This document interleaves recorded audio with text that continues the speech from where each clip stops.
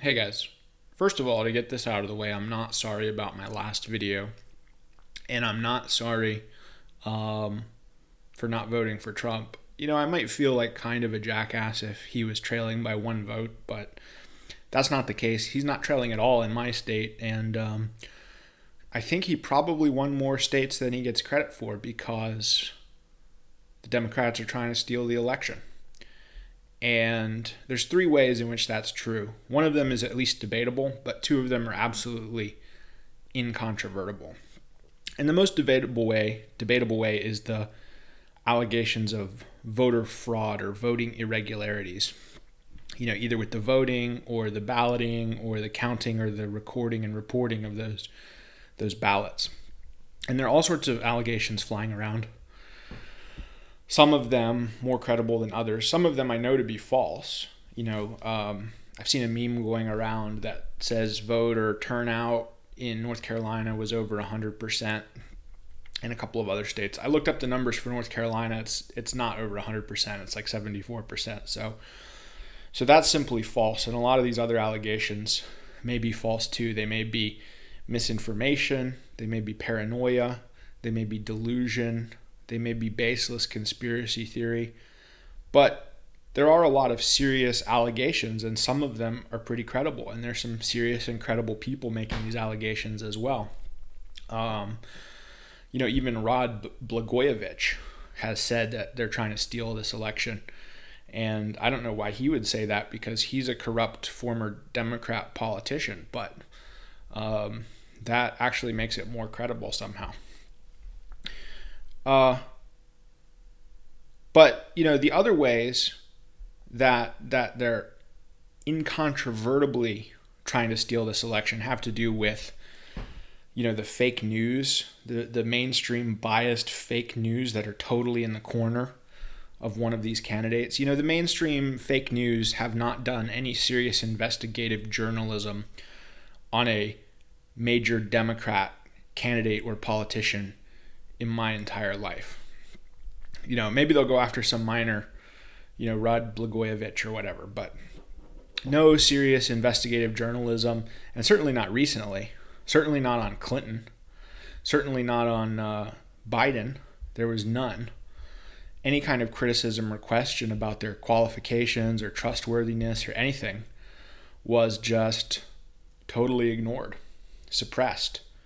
And not only by the fake news, but by these big tech monopolies that are also totally in the corner of one side against the other, who will censor and suppress any kind of facts or information that goes against one side, or any kind of opinion that goes against one side, but not the other. They'll permit and encourage and participate in the spread of the most ridiculous defamatory lies about, the Republican side, but not vice versa. They won't even permit genuine and mild questioning or criticism of the Democrats.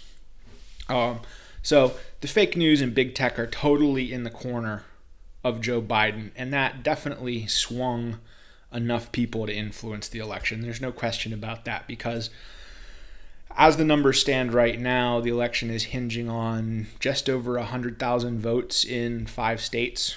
So definitely swung enough votes to influence the election with that kind of stuff, because there are a lot of low information voters who are actually dumb enough, to get their news from the news, meaning from the fake news.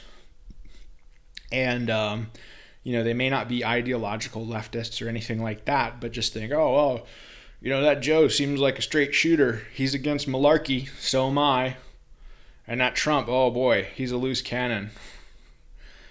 That guy is a little bit over the top, right? There are voters like that, probably enough to sway the election, and certainly millions of votes are attributable to the relentless, dishonest, biased, fake news propaganda, and also the censorship and suppression engaged in by big tech. And then finally, there's mass immigration, where we've had, tens of millions of immigrants, mostly from non-white, non-Western, third world countries over the last 55 years. And most of them vote overwhelmingly Democrat, and their descendants vote overwhelmingly Democrat. So that's election hacking on a massive scale. And we never would have had, the Democratic Party as a political force, as a relevant force at a national level in politics, in American politics over the last half a century, if not for that. We just wouldn't have had it. So that's absolutely hacking the election. That's absolutely stealing the election. Literally importing cheaper and cheaper replacement voters, to get away with imposing more onerous and parasitic and destructive agendas on America than America will support. Total fraud, total election hacking, total foreign collusion, if you will. And it absolutely stole the election for the Democrats this time and many other times. So, as far as the actual allegations of fraud and irregularities, that stuff will get its day in court. So I think Trump is handling it the right way.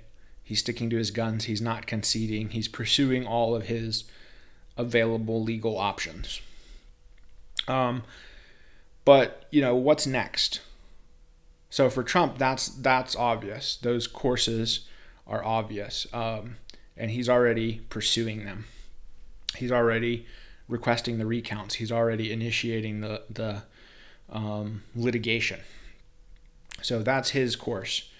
For us, we can do as much as we can to support that individually and in groups. We can march, we can question the narrative, question the results. The courts have their role to play too. Now, how are the courts going to decide on this? I think this is just my opinion based on nothing whatsoever, so you can take it with a big grain of salt.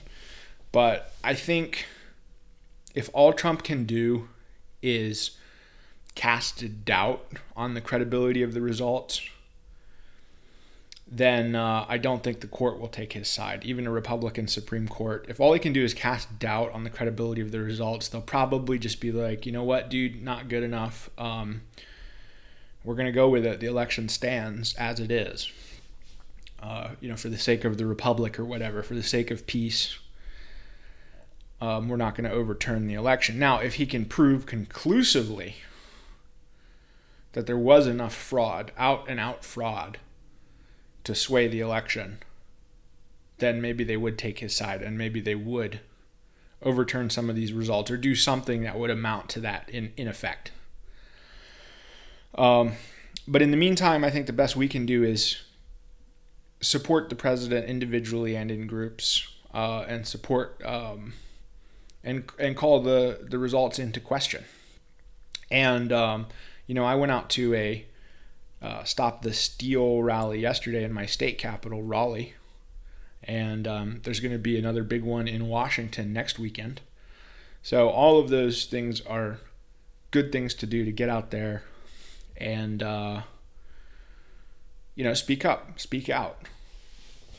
Ultimately, though, Trump kind of did this to himself. Like, he's in this situation, he's in this pickle because of stuff that he did. Okay? And so the first thing, like I said in my last video, is he kind of threw his white male base under the bus. And there's an Edison exit poll that I've seen which shows that, he got like 62% of the white male vote in 2016. He only got 57% of the white male vote this year. And I got to think at least a large part of that is because of how aggressively he's been pandering to other groups, to minorities, to women, etc., at what is supposed to be at our expense. Like, we're supposed to pay for all the shit that he's promising them. And meanwhile, he's neglecting us and taking us for granted and assuming that we're going to vote for him for being marginally better. Well, it's not enough just to be better. You also have to be better enough. And, that kind of entitlement and that kind of neglect is not better enough, frankly. And There are other possible explanations for the decline in the percentage of white male votes that he got. Maybe white males just really hated Hillary. And that's probably true to an extent, and just couldn't hold their nose to vote for Hillary like they could for Biden. That's probably true to an extent, but I got to think the other thing is true also. So just because there's another explanation for some of it doesn't mean that that's an explanation for all of it. And if up to 5% of the white male vote was in play that he didn't get, that's millions of votes he left on the table. And the votes he gained from women and minorities, probably less than 1 million votes altogether by increasing his share of those demographics. So I don't think he made a sound gamble there. I don't think he made a sound trade-off there. And that's what, whether you believe the results are fraudulent or not, if he had gotten more of those votes, it would have been harder to do a fraudulent result than it actually was. And by the way, this fraud stuff, it's not new. Like, we all thought they were trying to steal the election in 2016. Remember when we were like, well, we got to go down to the polling places. We got to go down to the vote counting centers and show up in person so they can't pretend that we didn't win this election, right? We thought they were trying to steal it in 2016, and probably they were. They just underestimated how much they needed to steal. They underestimated their opposition, which apparently they did this time as well, but maybe not as badly. Because all the polls were saying Biden had it in the bag. All the polls were saying there was going to be a blue wave, and those were fake polls too. Right? That's more, it's like Trump said, they're suppressive. They're designed to intimidate Trump supporters and discourage them from even coming out to vote, and try to meme into reality the outcome that they want with these fake polls. Part of the fake news more generally. And Trump didn't do enough to address that. And he didn't do enough to address big tech. Like, he hinted at big tech being a problem, and he might address it after he gets reelected. Well, he didn't address it in time, and as a result, he might not get reelected. So, again, another aspect of him being the cause of the situation he finds himself in now. He didn't address the issue of big tech, even though he knew about it. It's been obvious for, at least since 2015, that these people were monkeying with algorithms and stuff. And at least since 2016, that they were aggressively censoring conservative voices and conservative views online. That stuff's been obvious. There have been congressional hearings about it for, at least 2 years now. And, another way is not enough safeguards were put into place to protect the integrity of the election and the voting process. I mean, Trump has been alleging for months that the mail-in ballots were going to be an issue, that there was a potential for fraud. He even talked about cities like Philadelphia in the debates. And apparently didn't do much to head off those easily anticipable sources of malarkey. And, the Q-tards, of course, have been going crazy with their, trust the plan, and talking about some kind of DHS sting operation behind the scenes with watermarks or something. And that's just not very plausible, because the DHS is not in charge of printing ballots. The states print their own ballots. The DHS can suggest that they employ watermarks or other security features, but ultimately the states have that control, and it's not the DHS's domain. So it's very implausible that there's anything like that going on behind the scenes, anything that dramatic. Trump is going to get his day in court. He's going to be able to make his case, and he says he has evidence or whatever. Fine, but there's not any kind of big concerted sting going on behind the scenes. So at least maybe this whole thing will put a lot of this Q nonsense to rest.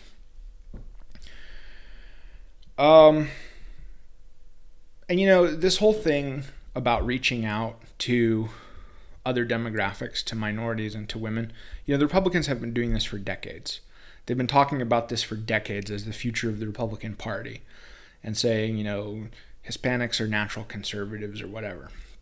So there's this ineradicable tendency on the part of boomer Republicans to cuck and to see this as the future of their party. And Trump is no exception. And, this just shows to me that they understand the demographic trends and they understand what the demographic trends imply. But, rather than trying to halt them or turn them around, rather than sticking up for their base of America's, traditional white majority, they would rather just replace us with a less costly and demanding base that doesn't require them to fundamentally challenge the moral assumptions or conclusions of their opponents. So, it seems like they understand what's going on, and they've chosen the easy course. They've chosen the course that doesn't require them to show any great moral courage or toughness of character or strength of will, right? They've chosen the easy and the cowardly course. And unfortunately, they're reaping the results because they're not going to beat the Democrats at their own game. They're just not, okay? This whole thing is a fool's errand. They're not going to outlive their base by trading us in for a new one. But it's obvious that that's their best idea for the future of the Republican Party. And so, kind of fuck them. Seriously, fuck them. And some members of the Trump camp and, the Trump campaign are still celebrating the so-called record Black and Hispanic turnout for Republicans, even though it's a very, very modest gain of only a few points in each case. So just, screw them. I almost hope they lose just for that. So at the end of the day, though, what does all this mean? Well, I don't think it's worth going to war over, for a variety of reasons. First of all, because democracy has always been fake and gay. I've made a ton of videos. I've written and recorded, volumes about how terrible democracy is. So it's not a principle worth going to war over. And the loss of trust and legitimacy in democracy, that's a good thing, but it's inevitable. Because fundamentally, democracy works best when it's a proxy for violence, when it's a substitute for violence. It's like we have a vote instead of going to war over something. And as long as the vote, reasonably accurately predicts the war and how the outcome of the war is likely to go, then it's a cheaper solution than war, right? The winners can win more and the losers can lose less because we can avoid the cost of an actual war. And as long as the likely outcome of a war and the likely outcome of a vote track pretty closely, which they do if you're counting armed property owning men, for example, then it's a good system. It produces good results. It's a win-win. It's a lower cost and more efficient way of doing things. All right, but when those results of a likely conflict and a vote start to diverge, when you start padding the voter rolls with people who can't fight or won't fight and allowing them by their votes to gain benefits and impose costs that they wouldn't be able to gain or impose, on their own through strength of arms or whatever, then it breaks down. It breaks down because while it would be, it's better to lose an election than to lose a war. But it might be better to win a war than to lose an election. And when the results of wars and elections diverge, you get that possibility more and more often and more surely. And so eventually, the people who can win wars are just going to give up on democracy if it always goes against them. And they're just going to choose war, and they're going to choose some other way of establishing and maintaining a hierarchy than democratic processes. So the loss of trust and the loss of legitimacy of democracy was inevitable. It's a positive development. It's something we need to seize on and build on, and expand going forward. And all these Democrats and fake news, they're all on their moral high horse now, whining about Trump undermining faith in democracy and our democratic processes, and just so aghast that he could even suggest that there could be any fault or flaw in them, when they spent literally the last 4 years going on and on about fake Russian collusion and saying he's not my president. Fuck them. Fuck them. If we do the same to them for the next 4 years, that is nothing but reciprocity. Turnabout is fair play. All right? I don't know what they expect. They are so hypocritical and bankrupt, morally and intellectually bankrupt, and in every other way bankrupt, that there's no reason to go easy on these people. They would not go easy on us. They would not go easy on the Republicans. Don't go easy on them. But fundamentally, going forward, it's a local game. So, in a lot of ways, it would be nice for a Republican victory in the presidency, in the Congress. It looks like they're going to hold on to the Senate most likely. They're going to narrow the gap in the House. If Biden gets into the presidency, the Republicans will probably take the House in 2022. I don't know how much that'll mean, because there have been a lot of times when the Republicans have controlled the House and the Senate and even the presidency, and they haven't done jack shit with it. I mean, let's be honest. They're a terrible opposition party. Even in Trump's first 2 years, they had the presidency and the House and the Senate, and they didn't do jack shit with it. I mean, come on. So they don't have the greatest track record when it comes to this. So they're definitely not as bad as the Democrats. I'm not saying that. But there's only so much faith and trust and hope that you can put in the Republican Party when it comes to this kind of stuff, because they have a terrible track record. But it's going to be, but a lot more and a lot better, I think, has happened on the local level. All the concealed carry stuff, that's mostly a state initiative. All the abortion stuff, that's mostly been a state initiative. So there's more that you can get done on the state and local level. And, it was always going to be a state and local game going forward, because even if Trump wins this one, he doesn't have a worthy successor, frankly. And the Democrats were most likely going to get it again at the next election. Even without cheating, they would get it again. Okay? So just going to war right now over democracy and free and fair elections would not be worthwhile, because they're just going to win the free and fair elections next time or the time after that.